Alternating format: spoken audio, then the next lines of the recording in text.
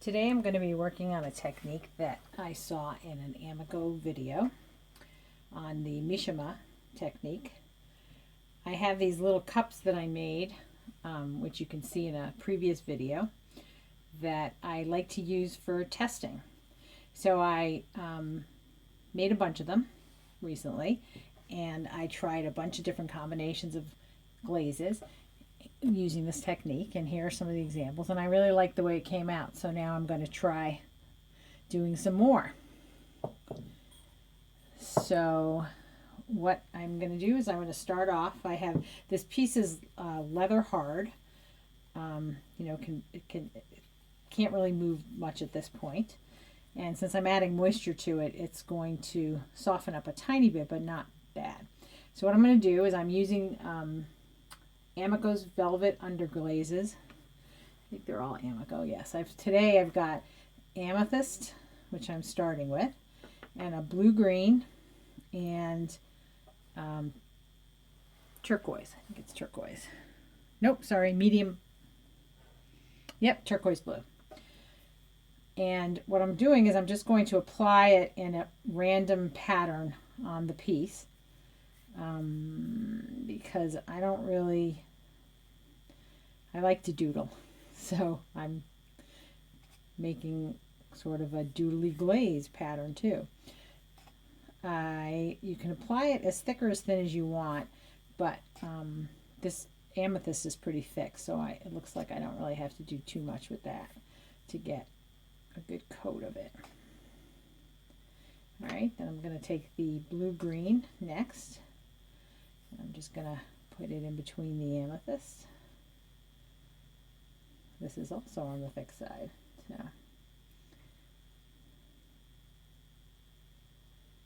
okay. And let's see. So what I like to do is just kind of put two or three colors that I put more of. So in this case, these two colors, and then one lighter color as more of an accent. So that's what I'm doing with this turquoise blue.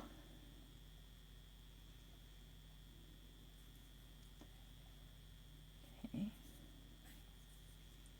And what I want to do is cover up all the clay, because I don't love the way this clay looks when fired to cone 6, and I want to keep these colors as bright as I can. So I'm going to fire to cone 6, even though normally this clay, which is a cone 6 to 10 stoneware, I would fire to cone 10.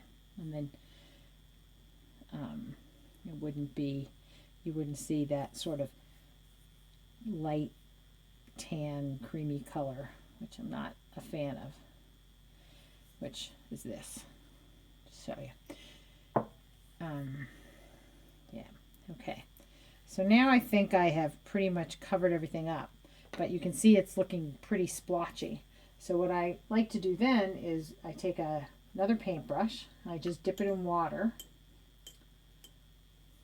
and I soften the transition, the lines between the different sections of color by just going over the lines, kind of mushing it together a little. But it gives it a softer look, though with this amethyst, that color seems to be quite bright, and we'll see how it looks when it's all together and maybe doesn't blend in as much. The other two colors do. So the next step will be to let this dry so that it's not the whole piece, but let the glaze dry so that it's no longer wet to the touch. It'll be a little, let's see, not really tacky. It'll feel like the rest of the clay does. And then we're going to apply wax and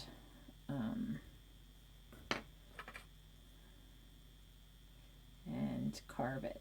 So I'm going to pause and let this dry, so you don't have to watch glaze dry, because it's probably as interesting as watching paint dry.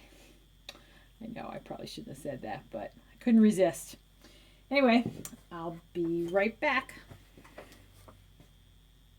It's time to do the next step, which is to apply the wax. There are a couple of slightly dry, wet spots, but pretty much the whole thing is dry. You can touch it with your hand and it doesn't smear.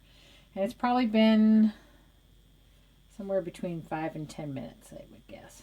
This is probably closer to 5.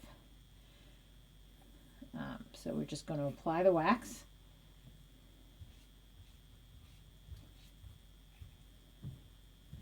And then we're going to have to let it dry.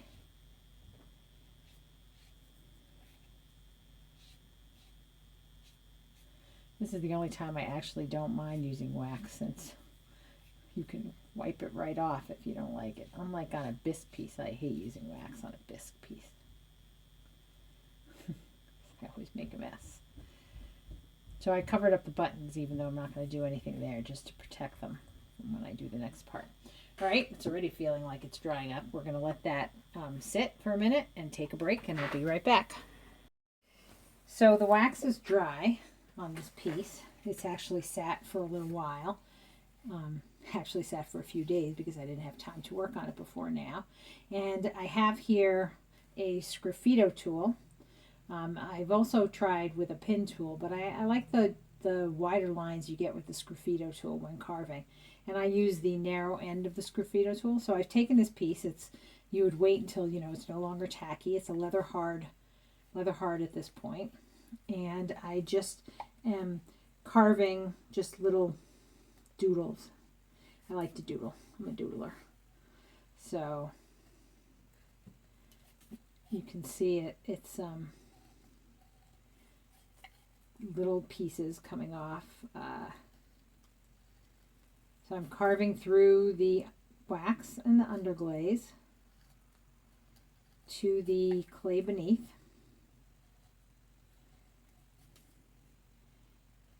And I'm almost done. Because I started beforehand, so you didn't have to watch me do the whole thing. That wouldn't be so interesting.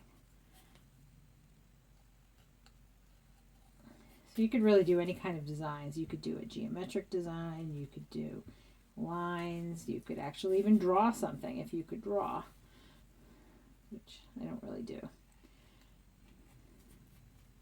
Oops.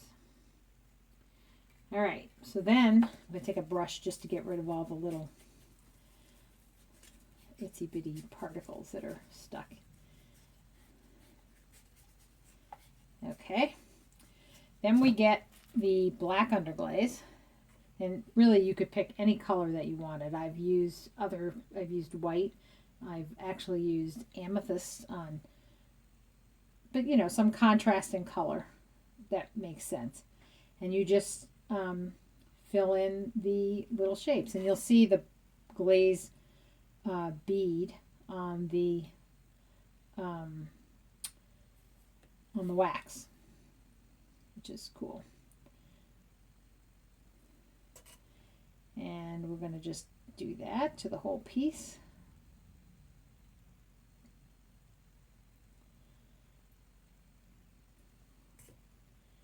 And hopefully by the time we get all the way around, it will be dry enough. I mean, you could if you were doing a bunch of them, but I would probably set them aside and do the next one and then come back and do the sponging off part. But for the sake of this video, I'm going to just do it right after I get done putting the black on the piece. I think it'll be okay. And we're almost there.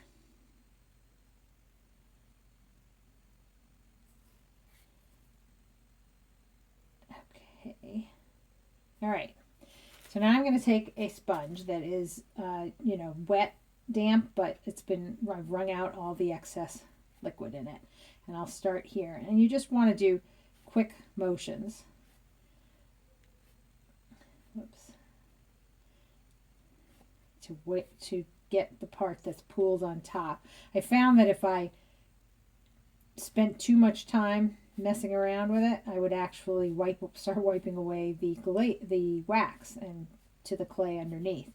So you don't want to do that. And I turn the sponge as I go so that I can not be wiping the black all over. And there a little bit of black seems to sit on top of the wax, but I didn't really notice that when the pieces were fired, so I think it must just go away. And there you go. Kind of fun, huh? You should give it a try. I really enjoyed doing it. Well, thank you for watching, and I'll see you next time.